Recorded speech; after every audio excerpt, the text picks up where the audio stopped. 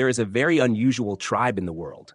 They would rather endure hunger than adopt farming or livestock raising. They do not use money and almost completely reject modern civilization. Their lifestyle remains similar to how humans lived tens of thousands of years ago, relying entirely on nature. Welcome back to Process Discovery. Today, we will explore a fascinating tribe that continues to maintain an incredibly ancient way of life. In this place, marriage relationships are not strictly bound. Homes are simple huts that only provide minimal shelter from the sun and rain, and their lifestyle seems almost completely separated from the modern world. To better understand how this tribe survives while rejecting modern civilization, let us explore some of the unusual aspects of their daily life. The Hadzabe people live in small groups of about 30 to 40 individuals. They inhabit northern Tanzania in East Africa, specifically around Lake Eyasi in the Rift Valley near the Serengeti Plateau. The Hadzabe are considered one of the last remaining hunter-gatherer tribes in Africa, with a population of only around 1,300 people. If our human ancestors lived in a certain way hundreds of thousands of years ago, the lifestyle of the Hadzabe today remains remarkably similar. Their way of life has barely changed over time. According to tribal legends, their ancestors experienced 4 stages of development. The first stage was called Akakanabe. During this time, humans were described as giant beings covered with body hair and possessing extraordinary strength.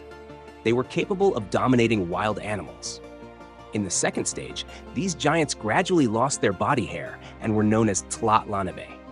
Although their appearance changed, they were still believed to possess great strength. During this period, they often slept in trees and ate animals raw. They also knew how to use fire, but the fire came from lightning in the sky. The third stage was called Hamakwabe. Humans became smaller but more agile and intelligent. They began using weapons for hunting, and most importantly, they learned how to preserve fire for long periods, which allowed them to cook food. The final stage was called Hamsonabe, meaning small but intelligent humans.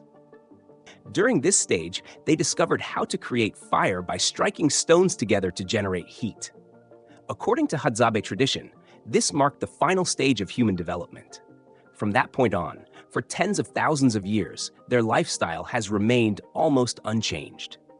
The most important skill every member of the tribe must learn in life is survival.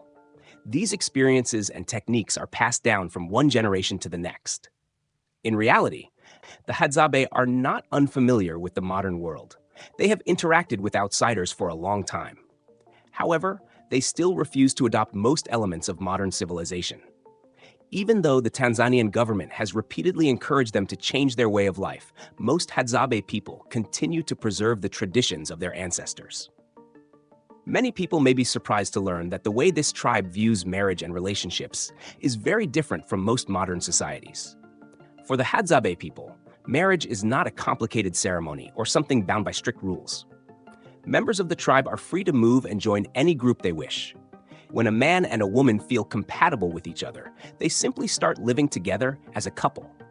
There is no formal wedding ceremony or legal documentation involved. If, after some time, they feel the relationship is no longer suitable, they can easily separate and look for another partner. Interestingly, if a couple has lived together for a long time, such as more than 20 years, they often move to live closer to the wife's family. Another unusual custom is that if a husband and wife live apart for more than 2 weeks, the community may consider the relationship to be over. Within this tribe, romantic relationships are generally viewed as natural and are not heavily judged by social pressure. This is quite different from many other cultures around the world where marriage rules tend to be much stricter. Because of this, many outsiders are often surprised when they learn about the Hadzabe perspective on love and family life. In addition to their unique social customs, the Hadzabe also use their own language to communicate with each other. Their language is quite distinctive and continues to attract the attention of researchers. Some scientists believe that their language belongs to the group of click languages, which include distinctive clicking sounds that are difficult for outsiders to pronounce. For this reason, learning and understanding the Hadzabe language can be quite challenging for people who are not part of the tribe. Even though they live close to nature and maintain a simple lifestyle, the Hadzabe people have a unique communication system that helps maintain strong connections within their community. One of the most surprising aspects of the Hadzabe tribe is their way of eating and obtaining food, as their lifestyle remains extremely primitive and similar to that of ancient human societies. The Hadzabe people do not use clean drinking water in the way most modern societies do. When they are thirsty, they often bend down to lakes or streams and drink directly from the source, much like wild animals. For them, this is completely normal because they have lived closely connected to nature for generations. Even though the land where they live includes vast grasslands and fertile soil, the Hadzabe still refuse to practice farming or livestock raising. They remain committed to their traditional hunter-gatherer lifestyle. Instead of producing food, they simply search for enough food to survive each day. When they find roots or edible plants in the wild, they dig them up and eat them without thinking about replanting or preserving the resources for the future. One of their most important tools is the bow and arrow. This weapon is mainly used to hunt wild animals, such as baboons, porcupines, rabbits, squirrels, and birds.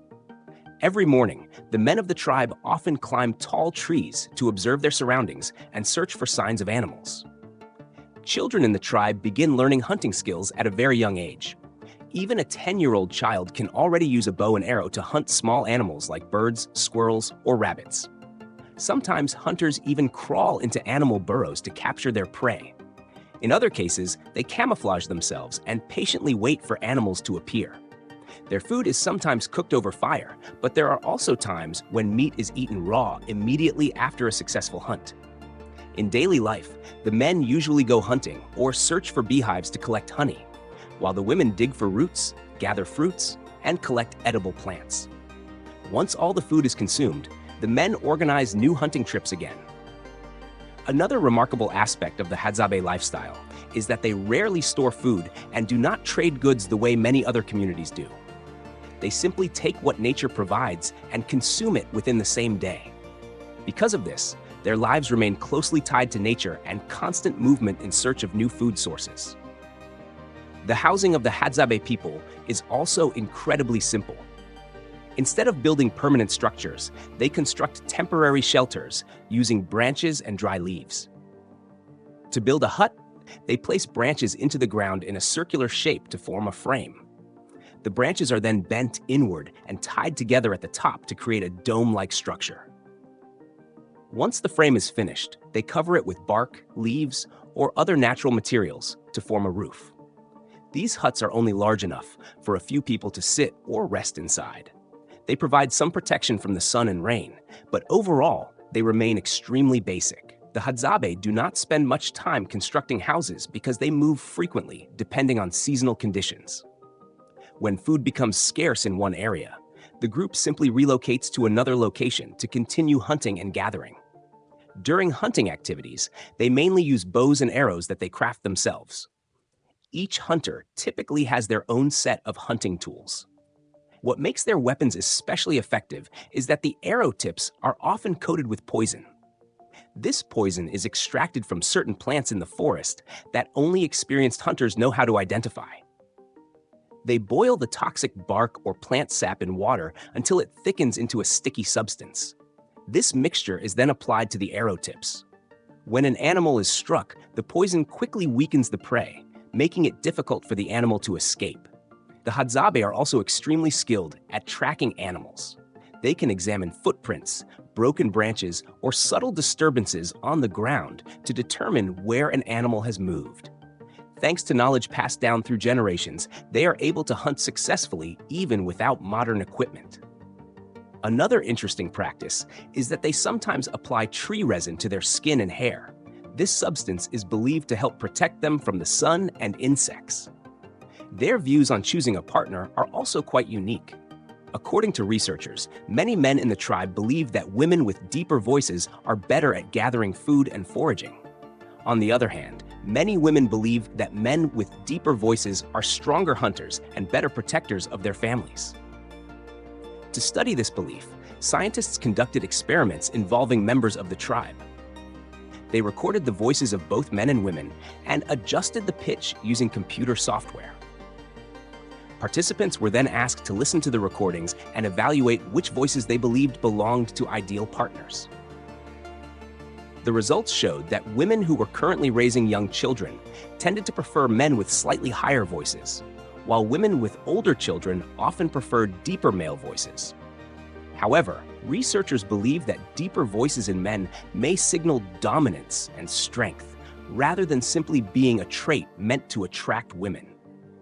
The life of the Hadzabe people demonstrates a completely different way of living compared to modern society. Even though the outside world has changed dramatically, they continue to preserve a lifestyle closely connected to nature, much like their ancestors thousands of years ago.